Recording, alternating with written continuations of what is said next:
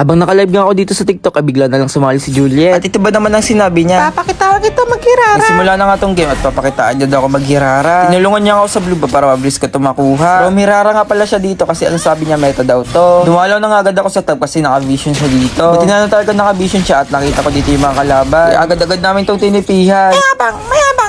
Halos TP-TV na nga yung ginawa namin sa game na to kasi kinikilig yung mga nanonood. Buti na lang talaga hindi nanonood dito si Peyton. Kasi ba naman lalo lang siya masasaktan. Ang masasabi ko na lang sa kanya ay magduo na lang sila ng bagong kaduo niya. Kasi feeling ko masaya na talaga sa akin si Juliet. Natatawa nga ako kay Peyton kasi napanood ko siya ng kalate tapos gigil na gigil kay Fanny. Tingin niyo ba naman tong ginagawa niya? Nagmumukha tuloy siyang kung ako sa'yo, Peyton, ay magbumbong ka na lang din. Kasi ba naman si Juliet ay mapapasakin?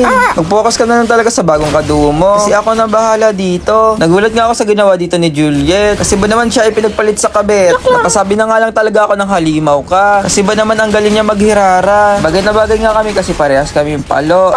Tapos napasabi na lang talaga siya ng mana sa'yo. Natutuwa nga ako kay Juliet dito kasi feeling ko nakakalimutan niya na yung ex niya. Kasi ba naman sa akin na siya masaya. Madami nga ako nababasa sa last post ko na mas malakas daw sa akin si Peyton. Kahit mag-albiwan pa kami, hindi niya ka matatapatan. Kasi ba naman Karina lang ang alam neto. Natatawa nga ako dito kasi bibigay ko sana yung blue box. Kasi bigla naman to kinuha ni Bruno Mars. Naubos na nga namin tong kalaban dito, tapos naka-double kill pa tong si Juliet. Napasurrender na nga mga kalaban dito kasi parehas kami napakalupit.